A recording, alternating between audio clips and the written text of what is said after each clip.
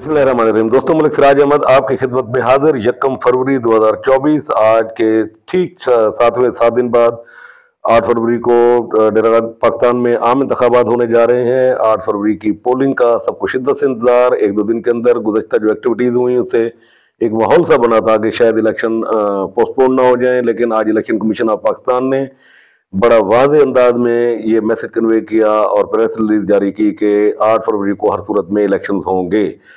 डेरा गाजी खान की जो 3 कौमी और 6 सूबाई असम्बली की नशिस्तें हैं, इनके ऊपर 2-3 के ऊपर बड़ी अच्छी डेवलपमेंट्स हुई हैं। आज मैं आपको बताता जाऊं कि आज डेरा गाजी खान कौमी असम्बली का हल्का नंबर 1 NA 184 यहाँ पर एक डेवलपमेंट हुई। उस वक्त एक ड्रामाई सूरत हाल हुई, अचानक एक अनाउंसमेंट हुई जिसका कोई तवक्को नहीं कर रहा था, और वो थी PP 286 के उम्मीदवार सरदार जावेद अख्तर खान लोन। वो काला कॉलोनी में एक जलसा कर रहे थे।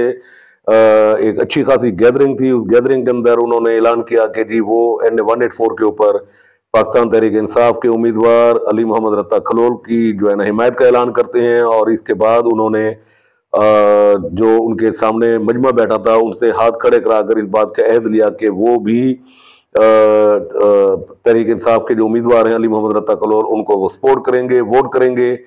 तो जिसका आम तौर पर तवक्को नहीं कर रहा था कोई बंदा, लेकिन गुज़श्ता 2-3 दिन से एक सतह के ऊपर इनके मामला चल रहे थे, ये बातचीत चल रही थी।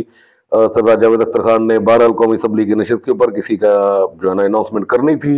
2018 के आम इंतखाबात में वो सरदार जुल्फ़िकार अली खान खोसा की विंग थे, लेकिन इस बार वो उनकी विंग नहीं बने और उन्होंने अपनी हिमायत का ऐलान अली मोहम्मद रत्ता खलोल के लिए किया। एक तवक्को की जाती है कि तुम लोन के अंदर सरदार जावेद अख्तर खान लोन का 20 से 25 हज़ार वोट है। तो इस ऐलान के बाद देखना यह है कि कितना वोट अली मोहम्मद रत्ता खलोल को ट्रांसफर होता है। उनके करीबी ज़राए का कहना यह है कि मैक्सिमम और कुछ नहीं तो कम से कम 20-1 हज़ार वोट तो जरूर इस तरफ ट्रांसफर होगा अली मोहम्मद रत्ता खलोल की तरफ। बहरहाल अगर वो इतना वोट कर जाते हैं तो अली मोहम्मद रत्ता खलोल की जो पोजीशन है वो बहुत शानदार हो गई है। और उसमें इस हल्के के अंदर उनकी ये जावेद अख्तर खान लोन की ये अनाउंसमेंट, तुम लोन के अंदर उनको इस तरीके से गैर मशरूत वोट पड़ना अली मोहम्मद रत्ता खलोल के लिए इस वक्त एक गोल्डन अपॉर्चुनिटी, गोल्डन चांस है। हो सकता है कि वो नशिस्त ये जीत लें आज़ाद हैसियत में। इस ऐलान के बाद मेरा ख्याल है कि सरदार अब्दुल कादिर खान खोसा के लिए बहरहाल एक मुश्किल वक्त का जो है ना आगाज हो चुका है। अगले 6-7 दिन में देखते हैं कि वो इस ऐलान का जो आफ्टर इफेक्ट्स हैं उनको किस तरीके से वो हैंडल करते हैं। 3 फरवरी को ही अब से एक दिन बाद यानी कल का दिन छोड़ के परसों इस NA 184 की जो पिताफी बिरादरी है वो उसका अब से कुछ दिन पहले इज्तिमा हुआ था बिरादरी के बड़ों का। उन्होंने बाहमी मुशावरत से नसरुल्लाह खान पिताफी को अपना बड़ा मुकर्रर किया था और कहा था कि जी आप सियासी तौर पर फैसला करें। ये बेसिकली इसमें ज़्यादातर वो लोग थे जो सरदार सैफुद्दीन खान खोसा के साथ अटैच होते थे, लेकिन चूंकि सरदार सैफुद्दीन खान खोसा इस बार इलेक्शन में हिस्सा नहीं ले रहे तो उन्होंने उनकी जो है ना सरदार नसरुल्लाह खान पिताफी को ये मैंडेट दिया कि जी आप अनाउंसमेंट करें। तो 3 फरवरी को नसरुल्लाह खान पिताफी अपने पिताफी बिरादरी की तरफ से NA 184 पर सरदार अब्दुल कादिर खान खोसा की हिमायत का ऐलान करने जा रहे हैं। एक बहुत बड़ा प्रोग्राम अरेंज किया हुआ है उन्होंने। और बैन ही इसी तरह PP 287 के ऊपर जो उनका पिताफी बिरादरी का 2500 से 3000 के करीब वोट है, तो उसमें से मोस्टली वोट जो है ना वो जा रहा है इखलाक बडानी की तरफ। तो यहाँ पर जो इखलाक बडानी की पोजीशन है वो कंपैरेटिवली बेहतर हुई है इस ऐलान के बाद जो है ना जो होगा अब। और अब्दुल कादिर खान खोसा को भी एक राहत का जो है ना पल नसीब हुआ कि एक बड़ी बिरादरी एक इकट्ठा वोट उनको पड़ने जा रहा है। लेकिन बहरहाल सरदार जावेद अख्तर खान लोन का जो फैसला था वो अपनी जगह पर बड़ी अहमियत का हामिल था। ये अनाउंसमेंट बहुत अहम है। ये इस हल्के की जो नतायज है उसके ऊपर बहुत शिद्दत के साथ असरअंदाज होगी। एक डेवलपमेंट और हुई वो ये थी कि यहाँ पर आज़ाद उम्मीदवार सरदार जुल्फ़िकार अली खान खोसा ने आज लबैक के जो उम्मीदवार थे क्रेन के निशान के ऊपर इरफानुल्लाह खान खोसा उनके एक प्रोग्राम में शिरकत की। वहाँ पर इरफानुल्लाह खोसा ने NA के ऊपर सरदार जुल्फ़िकार अली खान खोसा की हिमायत का ऐलान किया और PP 287 पर सरदार जुल्फ़िकार अली खान खोसा ने इरफानुल्लाह खोसा की हिमायत का ऐलान किया। तो एक डेवलपमेंट ये भी हुई। तो 2018 में इरफानुल्लाह खोसा के कोई तकरीबन कुछ 3600 के करीब वोट थे और जो बाई इलेक्शन हुआ था उसमें इससे भी कम थे। देखना यह है कि इस अनाउंसमेंट का ज़्यादा फायदा जो है ना किसको होगा। मेरा अंदाज़ा यह है कि ये जो ऐलान हुआ है आज इसका ज़्यादा फायदा इरफानुल्लाह खोसा को होगा कि उसका वोट और कुछ भी नहीं तो कम से कम 10-1 हज़ार तक तो पहुंच ही जाएगा। और ये कितना वो डिलीवर करते हैं सरदार जुल्फकार अली खान खोसा को, ये देखने वाली बात होगी। इनका मैक्सिमम स्कोर 3600 था, तो अगर ये हम सारा भी कर ले तो यही अंदाजा कर सकते हैं कि 3-3.5 हज़ार वोट का इजाफा होगा सरदार जुल्फकार अली खान खोसा के वोट, टोटल वोट के अंदर। अभी सरदार सैफुद्दीन खान खोसा की खामोशी है। PP 287 के ऊपर उनका फैसला बड़ी अहमियत का हामिल है। उनके गो के ग्रुप के बहुत सारे लोग फैसले कर चुके हैं। वो कुछ अब्दुल कादिर खान खोसा और सरदार उसामा फयाज लगारी के साथ गए हैं, और कुछ लोग इखलाक बढ़ाने की हिमायत कर रहे हैं। लेकिन ताहम बतौर ग्रुप लीडर अपने वो दोस्त जिन्होंने अभी ऐलान नहीं किया, सरदार सैफुद्दीन खान खोसा का जो ऐलान है ये बड़ी अहमियत का हामिल होगा। तो NA 184 को हमने डिस्कस किया। जावेद अख्तर खान लुंड के फैसले से, ऐलान से एक सियासी तब्दीली वहां पर रूनुमा हुई। एक तवक्को की जा रही है कि शायद अगले 2-3 दिन के अंदर अली मोहम्मद रत्ता खलोल की तरफ से भी, उनके सपोर्टर्स की तरफ से सरदार जावेद अख्तर खान लुंड का जो हल्का है PP 286, वहां पर उनकी हिमायत के लिए प्रोग्राम एक तरतीब दिया जाए।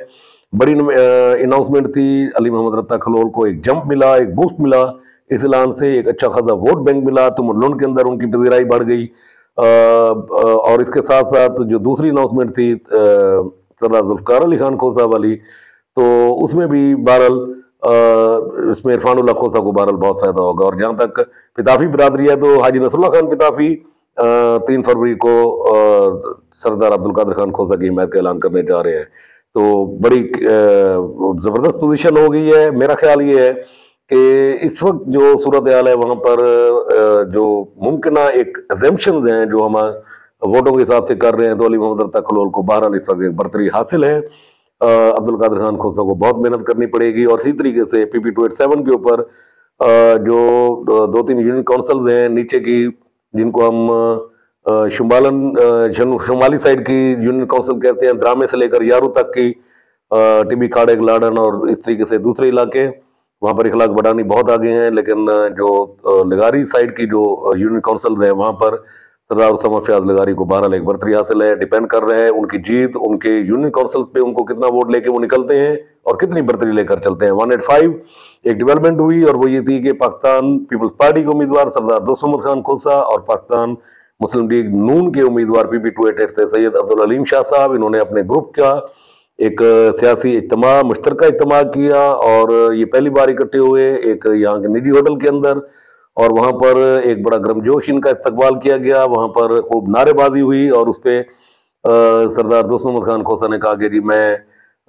8 फरवरी को PP 288 के ऊपर शेर को वोट दूंगा, और उस पर सैयद अब्दुल अलीम शाह साहब ने कहा कि मैं पहली बार 8 फरवरी को 185 के ऊपर तीर के ऊपर मोहर लगाऊंगा। तो PP और नून का ये मोहब्बतें बढ़ती जा रही हैं। NA 185 PP 288 के ऊपर देखना ये है कि आया कि इस इत्तेहाद से, जिसको शहरी इत्तेहाद का नाम दिया जा रहा है, किस हद तक इनको पजीराई मिलती है। बज़ाहिर इस वक्त तक इस दौर में जो NA 185 PP 288 PP 289 है, यहाँ पर शमूलियतों के एतबार से, बिरादरियों के एतबार से, धड़ेबाजी के एतबार से सरदार महमूद कादिर खान लगारी बहुत आगे हैं। और इसी तरह हनीफ पिताफी भी बहुत तेजी के अंदर, बहुत एक तेज जो है ना एक इलेक्शन मुहिम अपनी चलाते हुए वो भी काफी आगे नजर आ रहे हैं। तो देखना यह है कि 8 फरवरी को आवाम का फैसला क्या होगा।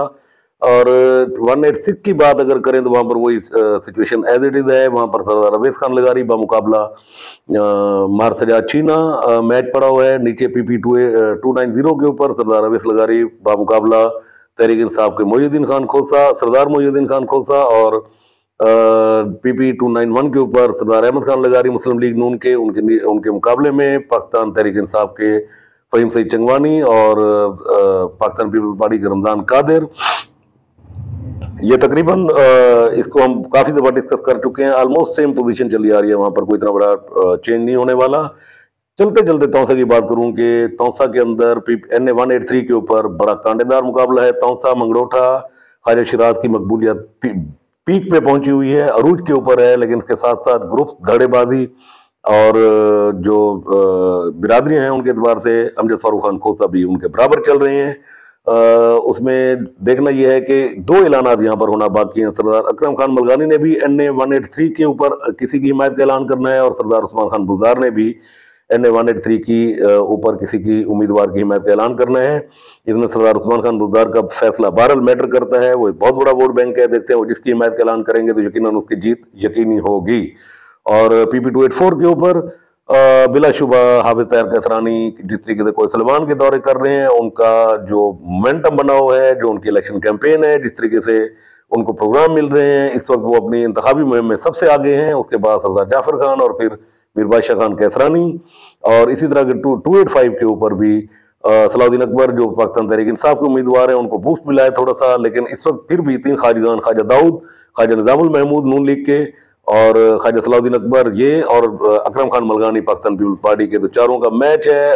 अभी भी पोजीशन बारगेन में कहीं ना कहीं चीजें रुकी हुई हैं, वो 1-2 दिन के अंदर हल हो जाएंगी तो क्लियर हो जाएगा कि कौन सा उम्मीदवार आगे आ रहा है और कौन सा उम्मीदवार पीछे चला गया है।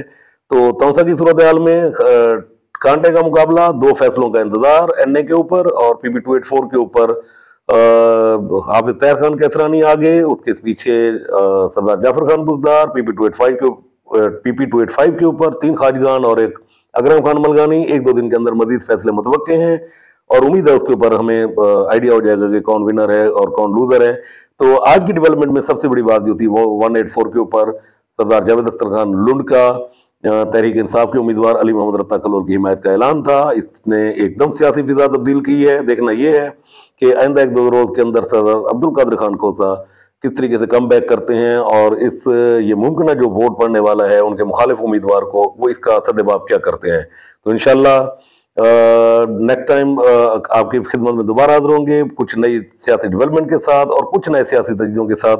तो कल तक आपकी इजाज़त चाहूँगा। मेरी आपसे रिक्वेस्ट है कि इस चैनल को सब्सक्राइब करें, इस वीडियो को लाइक करें, शेयर करें, कमेंट करें।